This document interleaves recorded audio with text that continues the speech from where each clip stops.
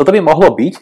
Ja teraz zoberiem ďalší obrázok, konkrétne tie blesky. Môže to byť napríklad tento, ja si ho skopírujem celý a vložíme ho do toho obrázku, aby sme vytvorili taký efekt, že tam naozaj niekde v pozadí blízka.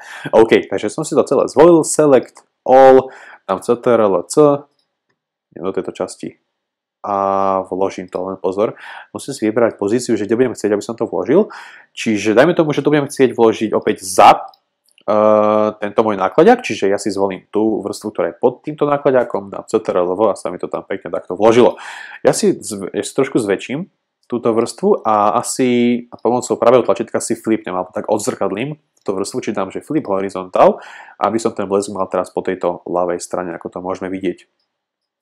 A jediné, čo teraz urobím, je, že možno nastavím ten efekt tak, aby kúsok toho blesku bol za tým nákladákom. A premýšľam, že či to možno trošku ešte zväčším, ale to by teoreticky mohlo byť.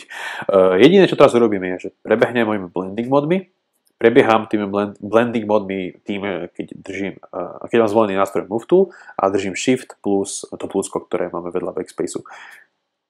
Takže takto prebehnem a uvidíme, že ktorý mi najlepšie pomôže. A myslím, že máme výhercu, buď screen, alebo tento lighten. S tým, že lighten je taký svetlejší, a tento screen je taký priateľnejší, by som povedal, lebo keď ja si teraz pomôžem s tým, že si nastavím hue saturation na tejto vrstve, ja si ju pripnem, aby sa mi tie zmeny zase týkali len čisto tej vrstvy, kde ju mám, takže ja si ju takto pripnem a keď znížim trošku saturation, tak vidíme, ako sa mi darí teraz prispôsobiť tú farbu tomu, aby to vyzeralo, že to jednoducho tak pekne splýva. Takže možno takto znížim, alebo keď sa pohrám s touto časťou, s týmto sliderom, tak áno, myslím, že som trafil. Takto, keď nastavím nejak saturation, tak vidíme, že efekt predtým a potom. Možno to trošku stmavíme. Asi nie. Necháme to asi takto.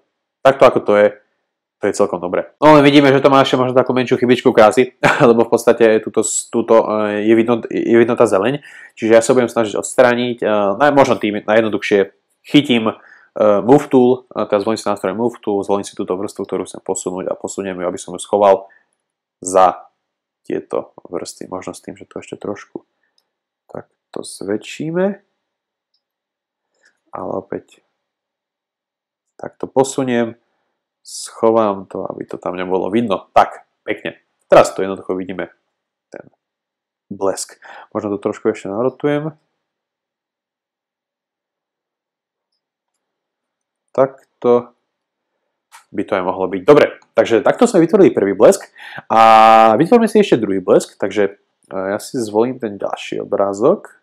Nie tento flash, ani tento flash, ale teda tento lightning by to mal byť. OK, super. Čiže ja si zase skopírujem, select, tu vidím select all, skopírujem si ctrl-c a presuniem sa do tohto obrázku a vložím to. Vložím to opäť do tejto časti, ale teraz premýšľam, že ako to budem chcieť vložiť, hodím to možno úplne na tú najvrchnejšiu pozíciu tentokrát.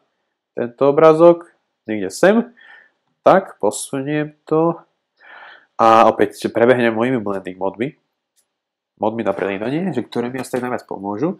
A to bude buď lighten, alebo tento screen. Tento screen by teoreticky aj mohol byť.